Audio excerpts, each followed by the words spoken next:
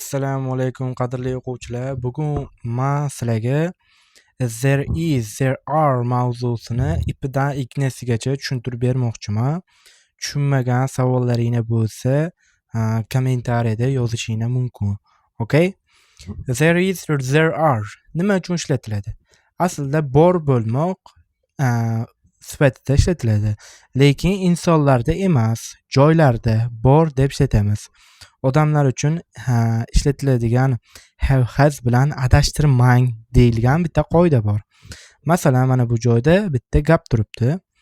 There is a tree in my house. Mening uyimda daraxt bor.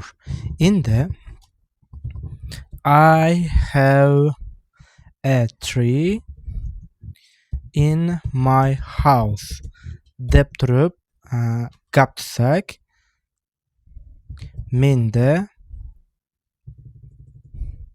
mening uyimda bitta daraxtim bor. Bu joyda mana bu daraxtim bor-ku, daraxtim bu menga tegishliligini bildiradi.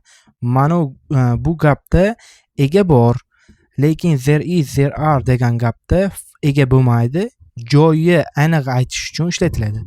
Masalan, there is much honey on the tree deb gapirsak, bu joyda mana bu on the tree daraxtni ustida degan joyiga urg'u beriladi. Bu there is, there are da. There is much honey bu ko'p asal bor. Bu there is bor sifatida keladi. O'zbek tilida bor sifatida kelyapti. Much honey bu joyda ko'pgina asal bu object narsa sifatida kelyapti. Oxirida joyni oxirida aytamiz ingliz tilida. O'zbek tilida xuddi mana shu gapni daraxtda ko'pgina asal bor. Daraxtda ko'pgina asal bor. Ingliz tilida birinchida there is bor sifatida kelsa, o'zbek tilida bor oxirida keladi. Ko'pgina asal bu there is, there are da keyin keladi. Endi daraxtda qayerda degan savolga javob berilsa, bu ingliz tilida oxirida keladi. Okay? Yaxshilab tushunib olishinglar kerak bu strukturani. Okay? Xo'p. Endi alohidadan tushuntiramiz. There is ni qachon ishlatamiz? There is ni har doim mana bu joyda qoidasi bor edi.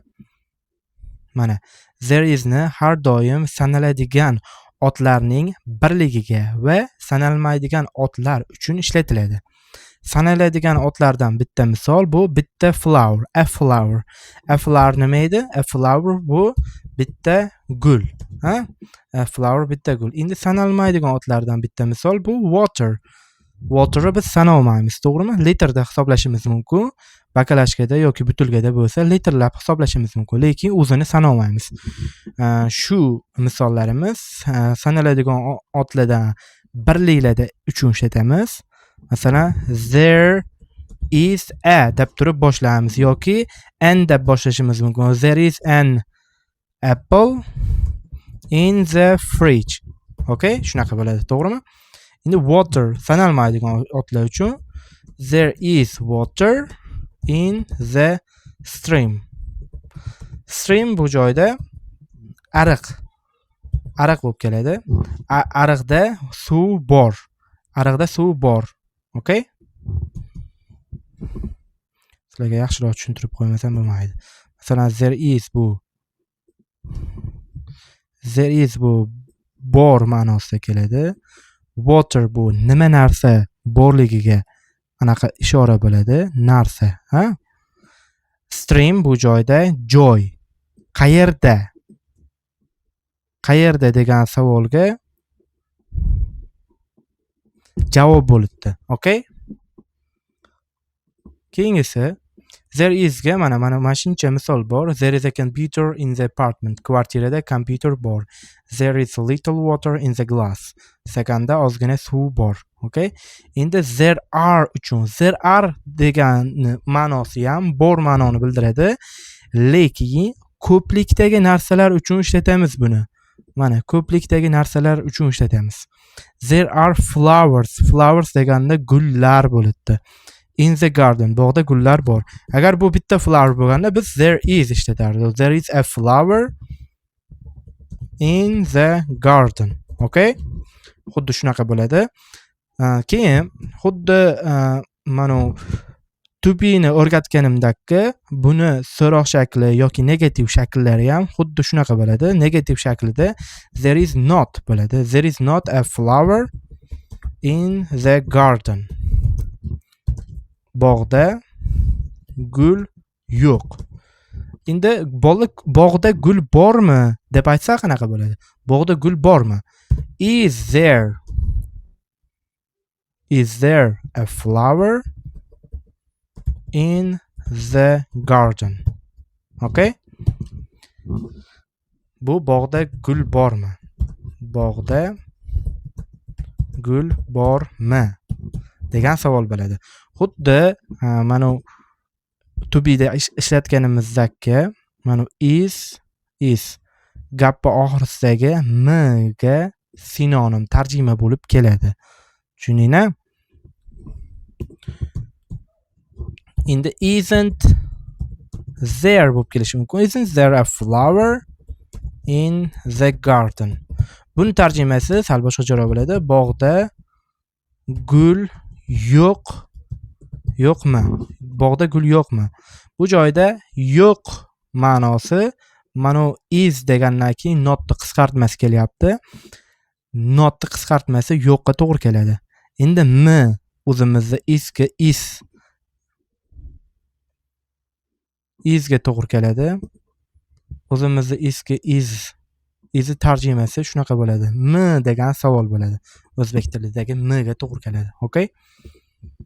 There are not children in the street. Street nima degani? Street degani bu ko'cha degani, okay? Children bolalar. There are not children in the street. Ko'chada bolalar yo'q. Ko'chada bolalar bor bo'lsa nima deymiz? Shunchaki mana bu notni o'chirib qo'ysa bo'ldi. Mana notni chizib qo'ysa nima bo'ladi? There are children in the street. Ko'chada bolalar bor bo'ladi. Okay? Shu borga aylanib qoladi. Tushundingizmi? Endi ko'chada bolalar bormi deb so'ramoqchi bo'lsa nima bo'ladi? Are there children in the street? Savolli shaklda bo'ladi. Bu shunda mana bu joydagi are mana bu birinchiga o'tib qoladi. Okay? Birinchiga.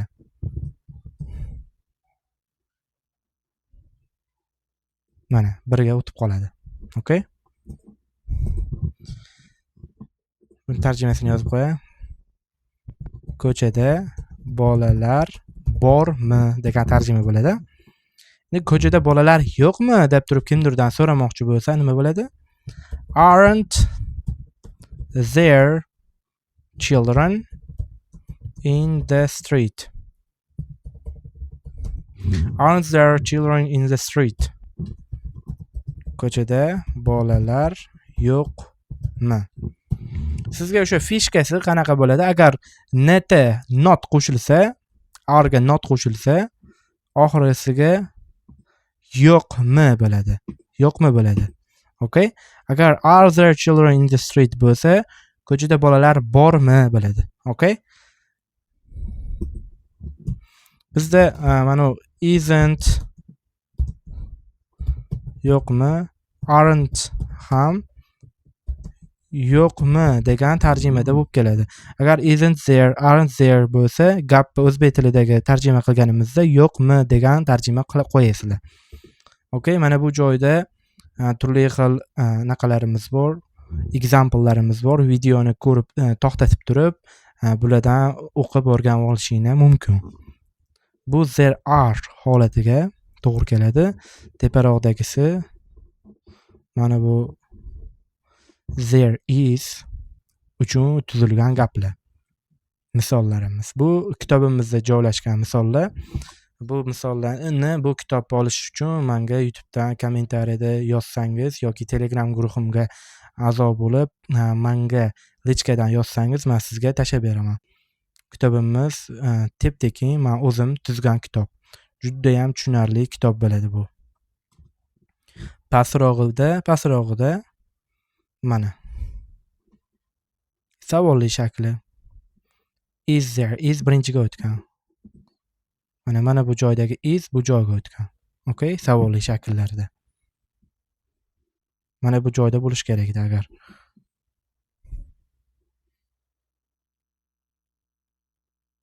Okay, rahmat darsimizni ko'rganingiz uchun.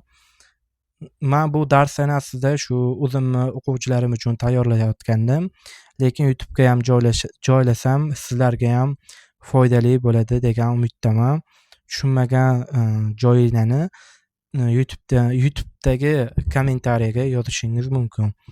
Agarga darsimiz foydali bo'lgan bo'lsa, shu there are mavzusida qiynalayotgan do'stlaringizga, kursdoshlaringizga bu videoni ulashib, ularni ham xursand qilib qo'ysangiz yaxshi bo'ladi. Rahmat, sog' bo'ling.